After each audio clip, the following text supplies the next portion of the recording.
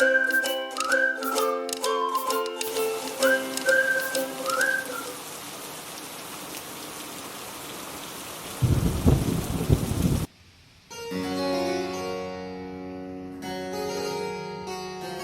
the road.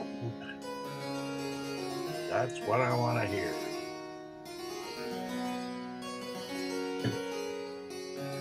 We didn't have that for Eden Lee the last time we read this.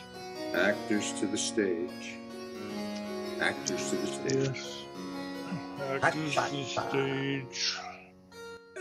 Yes. Could we have the actors to the stage, please? Places, everyone. There are places I remember. Speaking of the Beatles. But some have changed, though they'll never lose their meanings. That was my voice singing. We'd like to thank First Hawaiian Bank and Castle and Cook for the performance tonight. And we'd like to just say that there are scenes of incest in this play. We are not condoning incest in any way, shape, or form. And now we begin with Act 1 of Pericles by William Shakespeare. First act read by George Wilkins. Are we ready? Why not? Yeah. All right.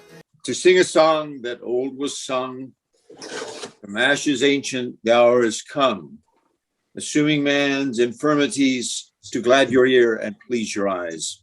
It hath been sung at festivals, on ember eves and holy ales, and lords and ladies in their lives have read it for restoratives.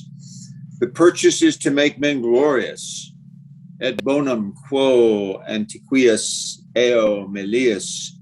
If you, born in these latter times, when wits more ripe accept my rhymes, and that to hear an old man sing may to your wishes pleasures bring, I life would wish, and that I might waste it for you like a taper light.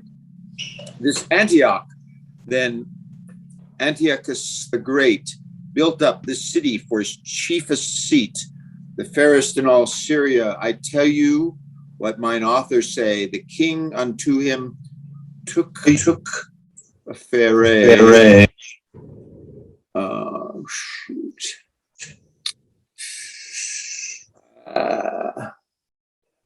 Who died and left a female heir, so buxom, blithe, and full of face, as heaven had lent her all his grace, with whom the father liking took, and her to incest did provoke.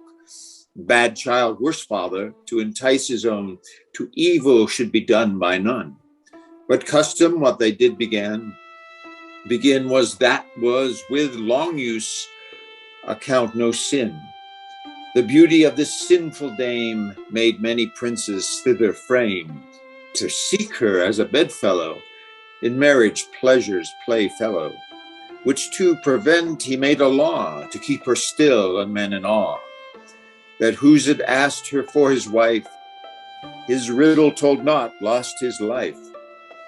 So for her many a white did die, and yon grim looks do testify what now ensues to the judgment of your eye. I give my cause who best can justify. Scene 1, Antioch, a room in the palace. Enter Antiochus, Prince Pericles, and followers. Young Prince of Tyre, you have at large received the danger of the task you undertake.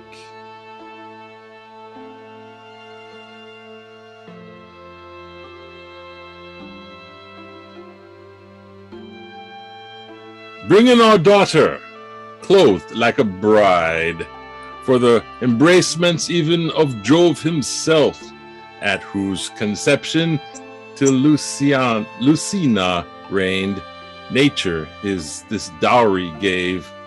To glad her presence, the Senate House of Planets did sit to knit in her the best perfections.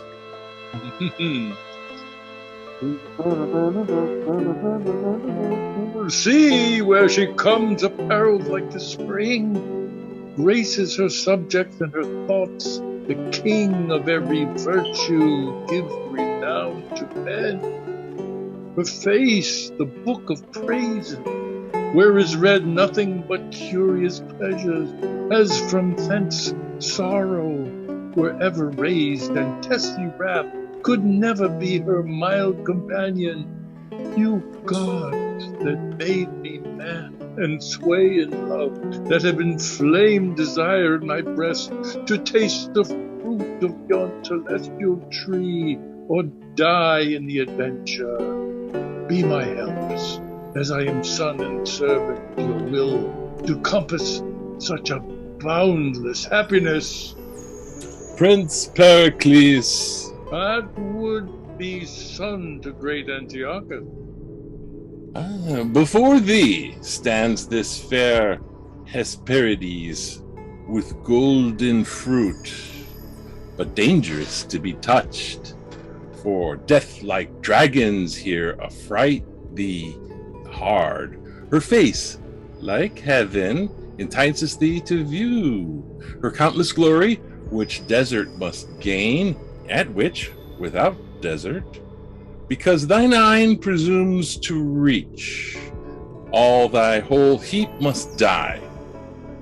Yon sometimes famous princes, like thyself, drawn by report, adventurous by desire, tell thee, with speechless tongues and semblance pale, that without covering, save yon field of stars, here they stand martyrs, slain in Cupid's wars, and with dead cheeks advise thee to detest, for going on death's net whom none resist.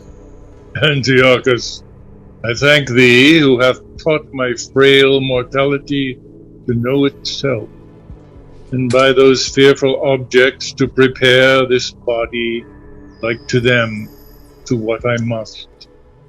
For death remembered should be like a mirror, who tells us life's but breath, the trusted error. I'll make my will then, and as sick men do, who know the world, see heaven, but feeling woe, gripe not at earthly joys as erst they did. So I bequeath a happy peace to you, and all good men, as every prince should do. My riches to the earth from whence they came, but my unspotted fire of love to you. Thus ready for the way of life or death, I wait the sharpest blow, Antiochus. Scorning advice, read the conclusion then, which read and not expounded, 'tis decreed, as these before thee thou thyself shall bleed. Of all sated, yet mayest thou prove prosperous. Of all said, yet I wish thee happiness. Like a bold champion I assume the lists, nor ask advice of any other thought but faithfulness and courage. I am no viper, yet I feed on mother's flesh which did me breed. I sought a husband, in which labor I found that kindness of the father. He's father, son, and husband mild. I, mother, wife, and yet his child. How they may be, and yet in two, as you will live, resolve it you. Sharp physic is the last, but oh, powers that give heaven countless eyes to view men's acts. Why cloud they not their sight perpetually, if this be true, which make me pale to read it? there, glass of light. I loved you and could still. Were not this glorious casket stored with ill, but I must tell you, now my thoughts revolt, for he's no man on whom perfections wait, that knowing sin within will touch the gate. You are a fair viol, and your sense the string. Who fingered to make man his love would draw heaven down and all the gods to hearken. But being played upon before your time, hell only danceth at so harsh a chime. But to I care not. Prince Pericles, touch not upon thy life, for that's an article within our law, as dangerous as the rest. Your time's expired. Either expound now or receive your sentence. Great king, you love to hear the sins they love to act. Could braid yourself too near for me to tell it. Who has a book of all that monarchs do, he's more secure to keep it shut than show. A vice repeated is like the wandering wind, blows dust in others' eyes to spread itself. And yet, the end of all is brought thus near. The breath is gone, and the sore eyes see clear. To stop the air would hurt them. The blind mole casts cupped hills toward heaven, tell the earth is thronged by man's oppression, and the poor worm doth die for it. Kings are earth's gods, and vice their laws their will. And if Job stray, who dares say Job doth ill? It is enough, you know, and it is fit. What being more known grows worse to smother it. All love the womb that their first being bred, then give my tongue like leave to love my head. Heaven, that I had thy head, he has found the meaning, but I will gloss with him. Young Prince Tyre, though by the tenor of our strict edict, your exposition misinterpreting, we might proceed to cancel of your days. Yet hope, succeeding from so fair a tree as your fair self, doth tune us otherwise. 40 days longer we do respite you, if by which time our secret be undone. This mercy shows we'll joy in such a son. And until then your entertain shall be as doth befit our honor and your worth. How courtesy would seem to cover when what is done is like an hypocrite, the which is good in nothing but in sight. If it be true that I interpret both, then were it certain that you were not so bad as with foul incest to abuse your throne, where now you're both a father and a son by your untimely clasping with your child, which pleasure fits an husband, not a father, and she an eater of her mother's flesh by the defiling of her parent's bed, and both like serpents are, who, though they feed on sweetest flowers, yet they poison breed. Antioch, farewell, for wisdom please those men, blush not in actions blacker than the night, will shun no course to keep them from the light. One sin, I know, another doth provoke. Murder's as near to lust as flame to smoke. Poison and treason are in the hands of sin, aye, and the targets to put off the shame. Then, lest my lie be cropped to keep you clear, by flight I'll shun the danger which I fear. He hath found the meaning for which we mean to have his head. He must not live to trumpet forth my infamy, nor tell the world Antiochus doth sin in such a loathed manner. And therefore instantly this prince must die.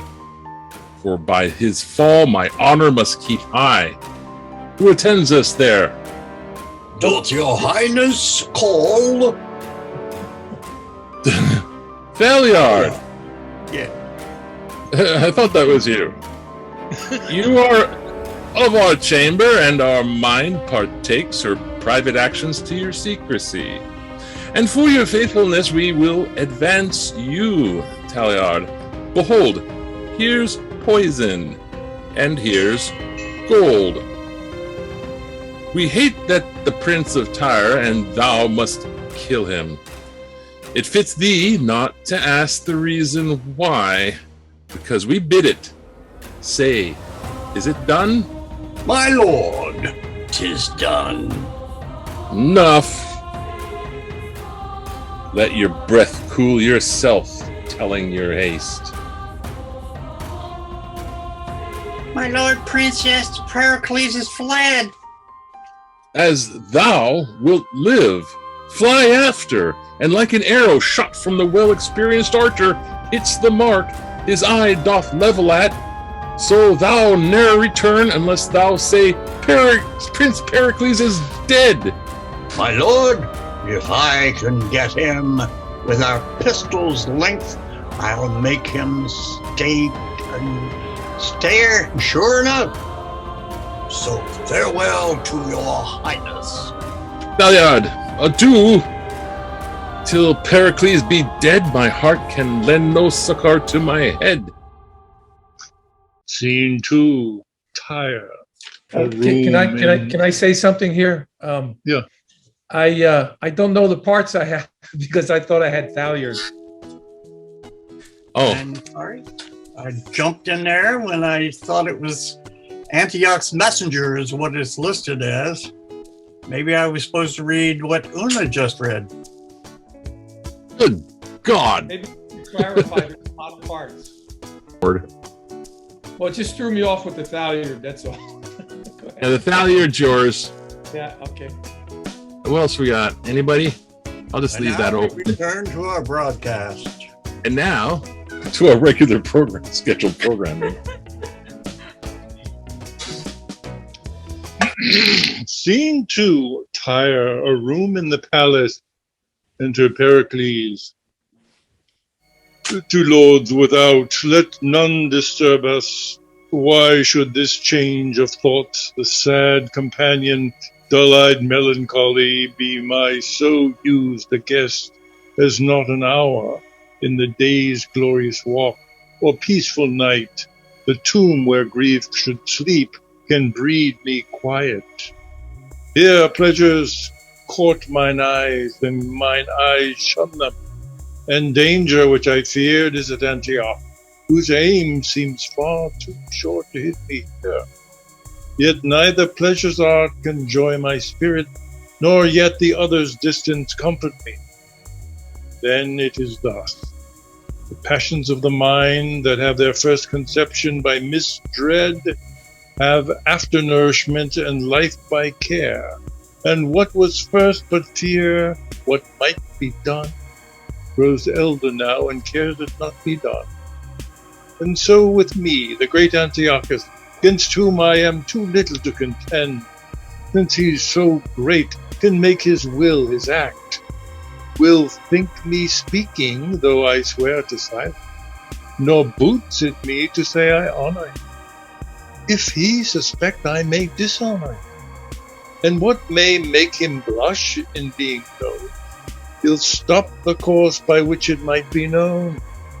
With hostile forces he'll o'erspread the land, and with the ostent of war will look so huge.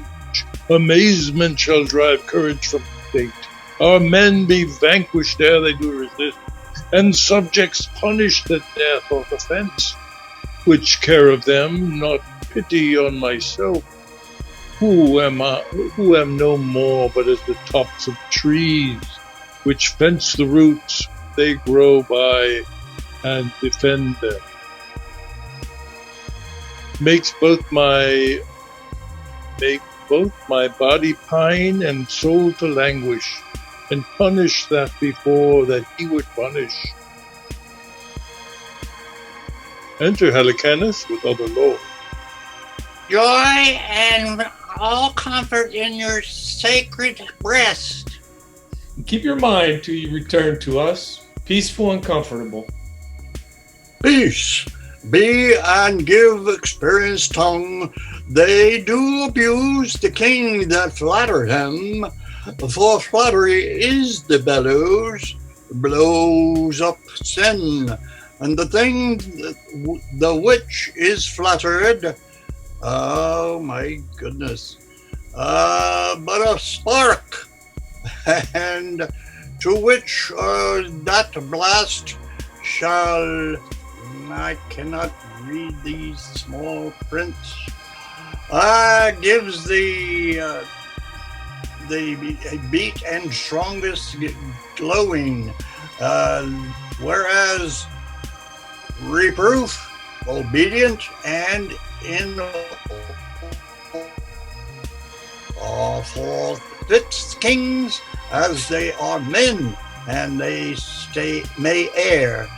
When Signor Sooth here does proclaim a peace, he flatters you and makes war against your life. Prince, pardon me or strike me, for if you please, I cannot be much lower than my knees. All leave us else, but let your cares o'erlook what shipping and what's lading in our haven, and then return to us. Helicanus, thou hast moved us. What seest thou in our looks? An angry brow, dread lord. If there be such a dart in prince's frowns, how durst thy tongue move anger to our faith? How does the plants look up to heaven, from whence they have their nourishment? Thou knowest I have power to take thy life from. I have ground the axe myself, but to you but strike the blow. Rise, prithee, rise. Sit down, thou art no flatterer. I thank thee for it, and heaven forbid that kings should let their ears hear their falsehood. Fit counselor and servant for a prince, who by thy wisdom makes a prince thy servant. What wouldst thou have me do? You bear with patience such griefs as you yourself do lay upon yourself. Thou speakest like a physician, Helicanus, that ministerest a potion unto me, that thou wouldst tremble to receive thyself. Attend me then. I went to Antioch, where, as thou knowest, against the face of death, I sought the purchase of a glorious beauty, from whence an issue I might propagate, our arms to princes, and bring joy to subjects. Her face was to mine eye beyond all wonder. The rest, hearken thine ear, as black as it, which by my knowledge found, the sinful father seemed not to strike, but smooth. But thou knowest this. 'Tis time to fear when tyrants seem to kiss. So fear, so ruined me, I hither fled, under the covering of a careful knight, who seemed my good protector, and, being here, bethought me what was past, what might succeed. I drew him tyrannous, and tyrant's fears decrease not, but grow faster than the year. And should he doubt it, as no doubt he doth, that I should open to the listening air how many worthy princes' bloods were shed, to keep his bed of blackness unlaid ope, to lop that doubt, to fill this land with arms, and make pretense of wrong that I have done him, when all for mine, if I may call offense, must feel war's blow, who spares not innocence, which love to all, of which thyself art one, who now reprovest me for it. Alas, sir, Drew sleep out of mine eyes, blood from my cheeks, musings into my mind, with thousand doubts how I might stop this tempest ere it came, and finding little comfort to relieve them, I thought it princely charity to grieve them. well, I do not doubt this, faith. But should he wrong my liberties in my absence? I did just read your line. How about that? Oh yeah, yours is the speech before that. Okay. Well, my lord, since you have given me leave to speak, freely will I speak. Antiochs you fear, and justly too, I think. You fear the tyrant, and who either by public war or by private treason will take away your life. Yes, and therefore, my lord, go travel for a while, until that his rage and anger be forgot, or till the destinies do cut his thread of life. Your rule direct to any, if to me, day serves not light more faithful than I will be. I do not doubt thy faith, but should he wrong my liberties and my We'll mingle our bloods together in the earth, and from whence we had our being and our birth. Tyre, I now look from thee then, and to Tarsus intend my travel, where I'll hear from thee, and by whose letters I'll dispose myself. And care I have of subjects good on thee I lay, whose wisdom's strength can bear it. I'll take thy word for faith, not ask thine oath. Who shuns not to break one will crack both. But in our orbs we'll live so round and safe, that time of both this truth shall ne'er convince. Thou show'dst a subject shine, I a true prince. Scene 3, Tyre, an antechamber in the palace. Enter Talia.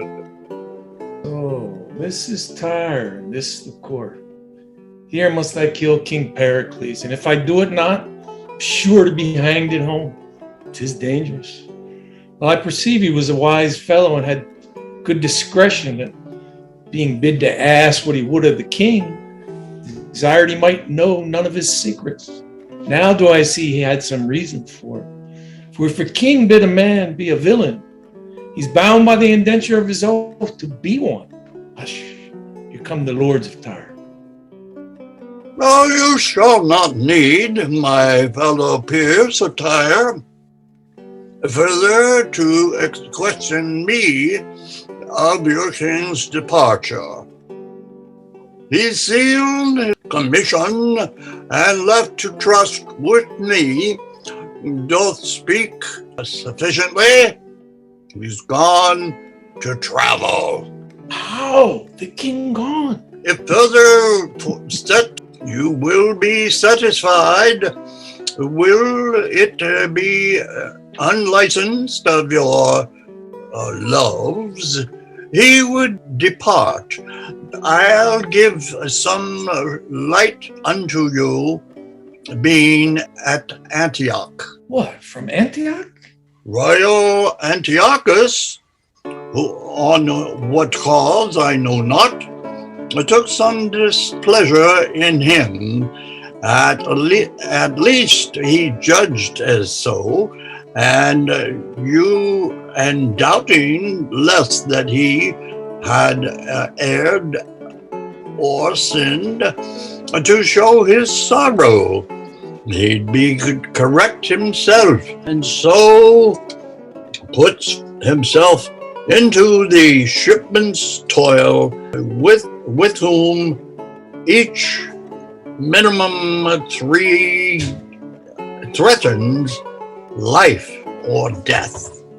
Well, I perceive I shall not be hanged now, although I would. But since he's gone, the king's seas must please.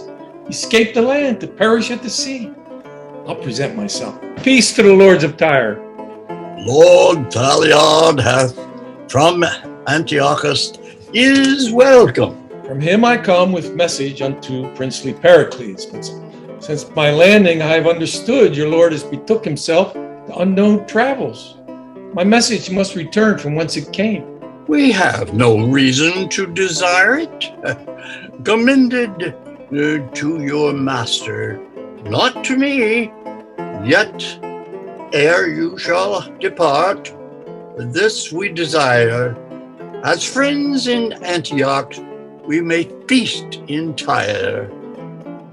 Scene 4, Tarsus, a room in the governor's house. Enter Cleon, the governor of Tarsus, with Dionysa and others. My Dionysa, shall we rest us here, and by relating tales of others' griefs, see if 'twill teach us to forget our own? That were to blow at fire and hope to quench it.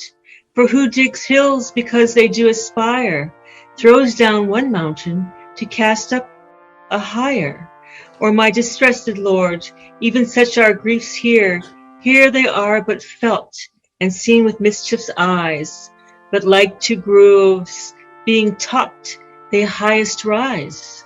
Oh, Dionysa, who wanteth food and will not say he wants it, or can conceal his hunger till he famish? Our tongues and sorrows do sound deep, our woes into the air. Our eyes do weep, till tongues fetch breath that may proclaim them louder, that if heavens slumber, while their creatures want, they may awake their helps to comfort them. I'll then discourse our woes, felt several years, and wanting breath to speak, help me with tears. I'll do my best, sir. This Tarsus, o'er which I have the government, a city on whom plenty held full hand, for riches strewed herself even in the streets, whose towers bore heads so high they kissed the clouds, strangers never beheld but wondered at, men and dames so jetted and adorned like one another's glass to trim them by. Their tables well stored full to glad the sight, but and not so much food on his delight. All poverty was scorned, and pride so great, the name of help grew odious to repeat. Oh, 'tis too true. But see what heaven can do. By this our chains, these mouths, who but of late, earth, sea, and air, were all too little to content and please, although they gave their creatures in abundance. As houses are defiled for want of use, they're now served for want of exercise. Those palates who, not yet 2 summers younger, must have inventions to delight the taste, would now be glad of bread and beg for it. Those mothers who, to nozzle up their babes, that naught too curious, are ready now to eat those little darlings whom they loved. So sharp are hunger's teeth that man and wife draw lots who first shall die to lengthen life. Here stands a lord, and there a lady weeping. Here many sink, yet those which seen them fall have scarce strength left to give them burial. Is not this true? Our cheeks and hollow eyes do witness it. No, let those cities that have plenty's cup, her prosperity so largely taste, with their superfluous riots, hear these tears. The misery of Tarsus may be theirs. Where's the Lord Governor? Here, speak out thy sorrows which thou bringest in haste, for comfort is too far for us to expect. We have descried upon our neighboring shore a portly sail of ships make hitherward. I thought as much.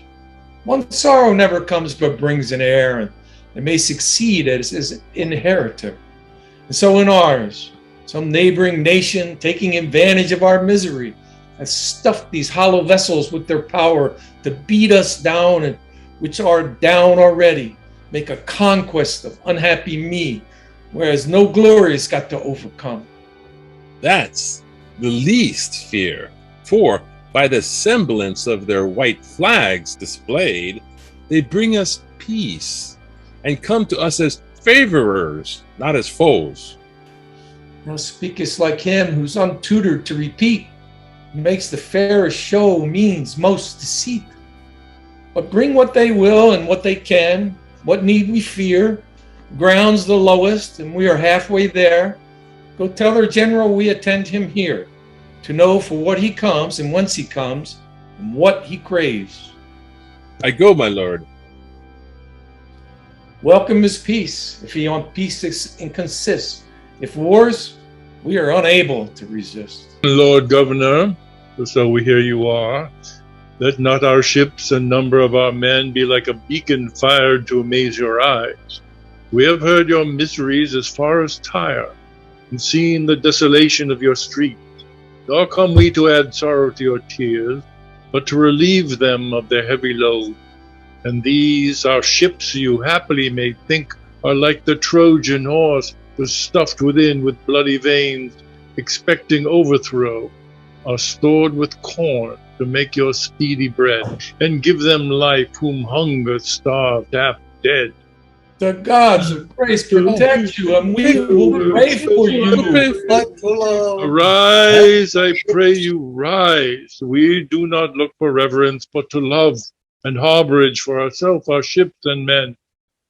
The which, when any shall not gratify, or pay you with unthankfulness and thought, be it our wives, our children, or ourselves, the curse of heaven and men succeed their evils.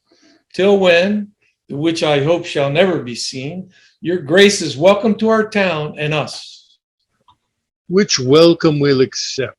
Feast here a while, and to our stars that frown lend us a smile. Act to enter Gower. Here have you seen a mighty king. His child I wish to incest bring, a better prince and benign lord that will prove awful both in deed and word. Be quiet then as men should be, till he have passed necessity. I'll show you those in trouble's reign, losing a mite, a mountain gain. The good in conversation, to whom I give my benison, is still at Tarsus, where each man thinks all is writ he speak it can. And to remember what he does, build his statue to make him glorious. But tiding to the contrary are brought your eyes, what need speak I? Enter Pericles. Pericles shows the letter to Cleon and gives the messenger a reward and knights him. Exit. Pericles at one door and Cleon at the other.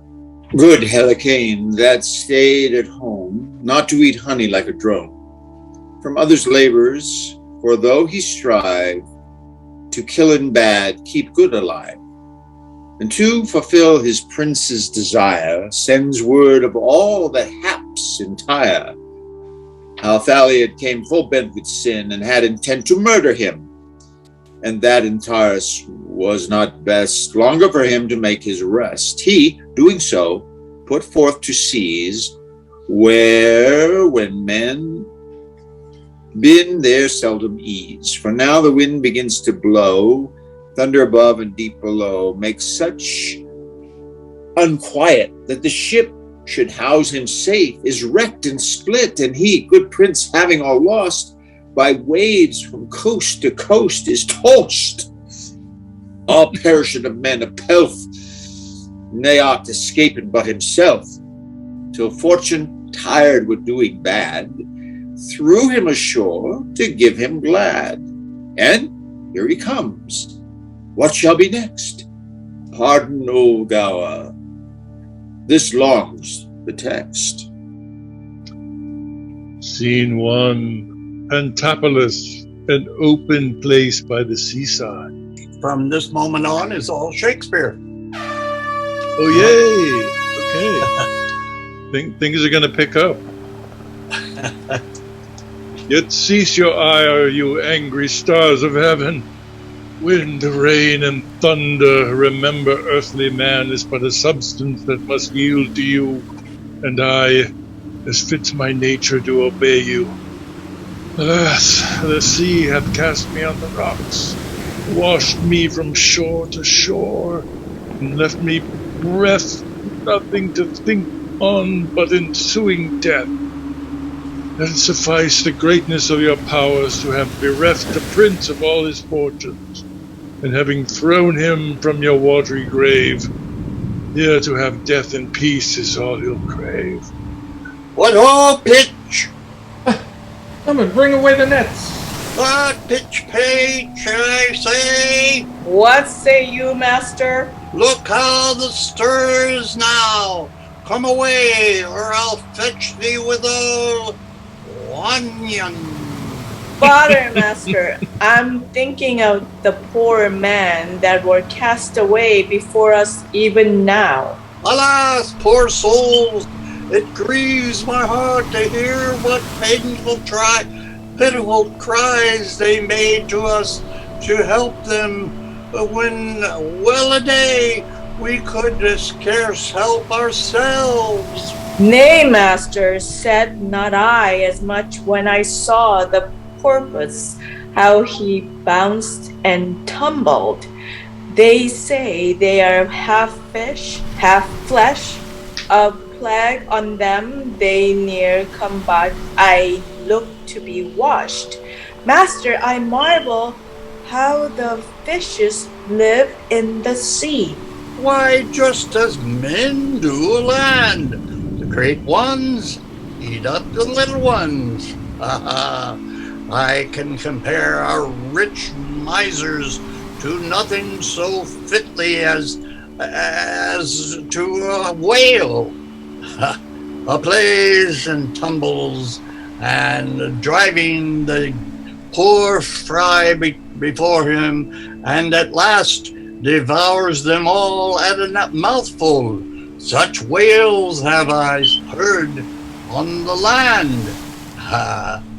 But whoever leave gaping till they've swallowed the whole parish, church, steeple, bells, and all. Pretty moral. But master, if I had been the sexton, I would have been that day on the belfry. Why, man? Because he should have swallowed me too, and when I have been in his belly, I would have kept such a jangling of the bells that he should never have left, till he cast bells, steeple, church, and parish up again. But if the good King Simonides were of mine, Simonides were of mind. Simonides. That's me. Oh. We would purge the land of these drones that rob the bee of her honey. How, from the beginning subject of the sea, these fishers tell the infirmities of men, and from their watery empire recollect that all that may men approve or men detect. Peace be at your labor, honest fishermen. Honest. Good fellow, what's that? If it be a day fits you, search out of the calendar and nobody look after it. May see the sea hath cast upon your coast. What a drunken knave was the sea to cast thee in our way. A man whom both the waters and the wind in that vast tennis court have made the ball for them to play upon. Entreats you pity him. He asks of you that never used to beg. No, friend, cannot you beg? Here's them in their country of Greece gets more with begging than we do with working. Canst thou catch any fishes then? Never practiced it. Nay, then thou wilt starve, sure. For here is nothing to be got nowadays unless thou canst fish for it. What I have been, I have hoped to know, but what I am, one teaches me to think on. A man thronged up with cold, my veins are chill, and have no more of life than may suffice to give my tongue that heat to ask your help. Which if you shall refuse, when I am dead, for that I am a man, pray be buried. Die, quotha? Now God forbid it. And I give a gown here. Some put it on, keep them warm. Now, afore me, a handsome fellow. Come, thou shalt go home, and we'll have flesh for holidays, and fish for fasting days, and moreover, puddings and flapjacks, and thou shalt be welcome. I thank you, sir. Hark you, my friend. You said you could not beg. I did but crave. But crave. Then I'll turn craver too, and so I shall escape whipping. Why are all your beggars whipped then? Oh, not all, my friend, not all. For if all your beggars were whipped, I would wish no better office than to be beadle. But master, I'll go draw up the debt. How well this honest earth becomes their labor. Hark you, sir.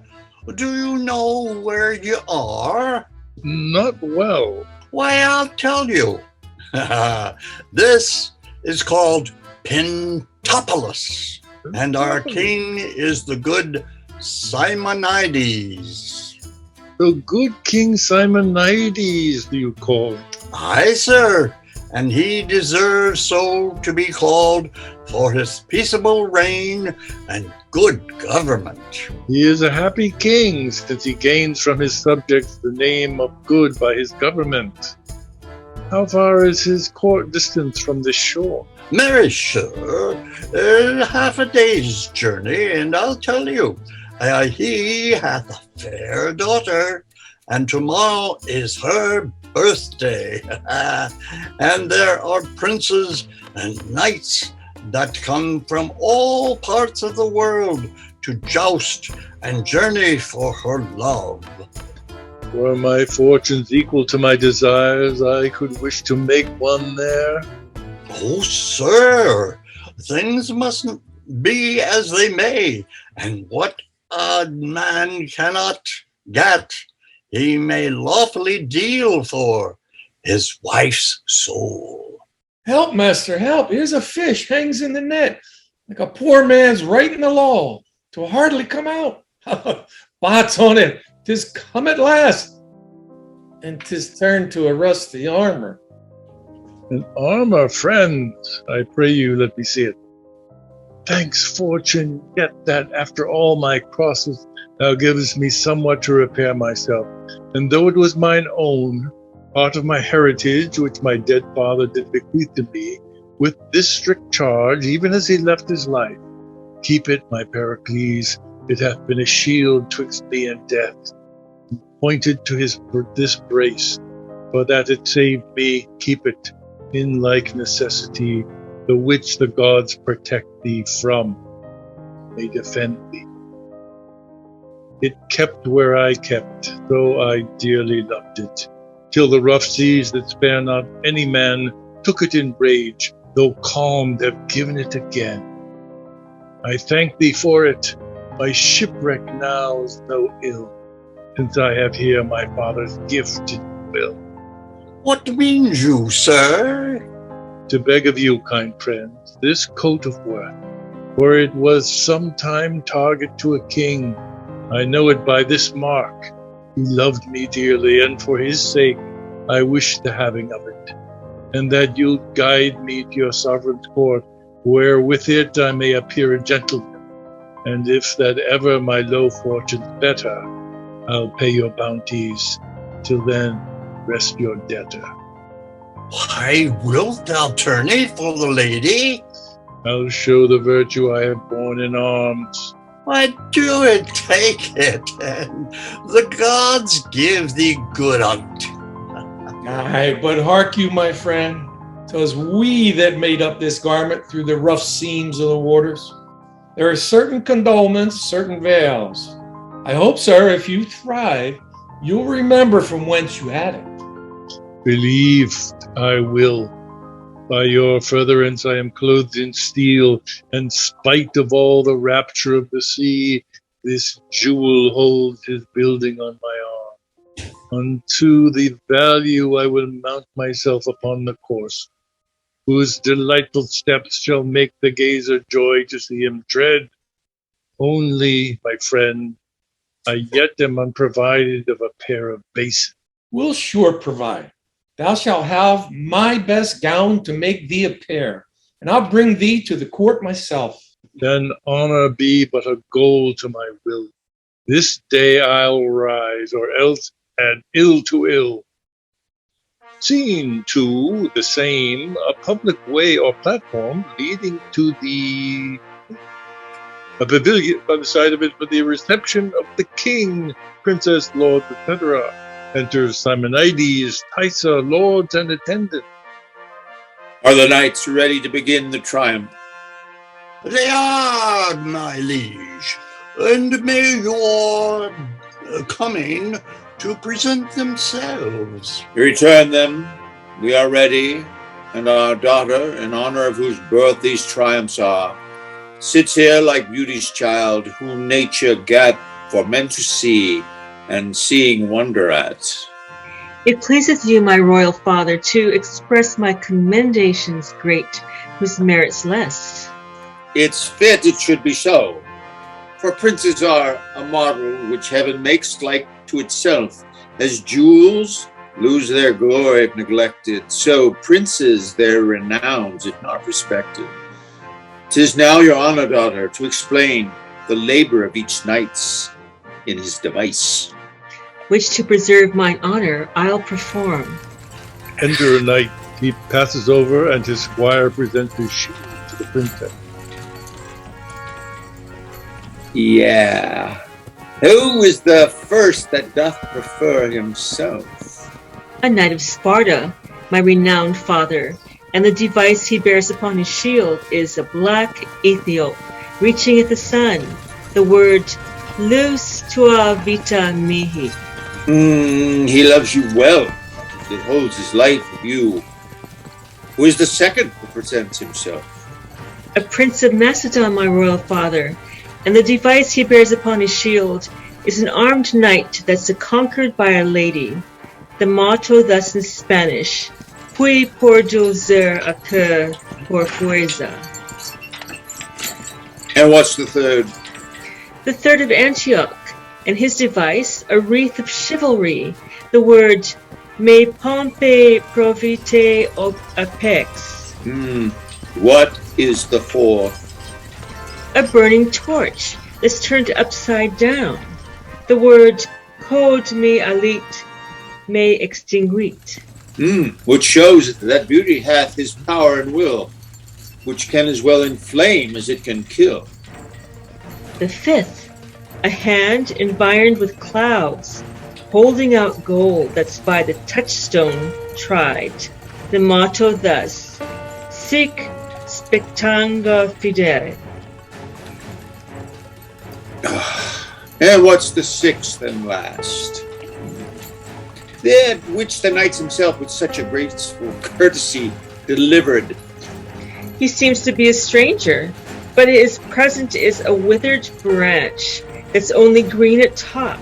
The motto, In hoc spe vivo. A pretty moral. From the dejected state wherein he is, he hopes by you his fortunes yet may flourish. He had need mean better than than his outward show can any way speak to his lust commend. For his rusty outside he appears to have practiced more than the whipstock can advance. He may well be the stranger, for he comes to an honored triumph strain, old youth. furnished. And on said purpose let his armor rust until this day to scour it in the dust. Opinion's but a fool that makes us scan the outward habit by the inward man. But stay, the nights are coming. We will withdraw into the gallery.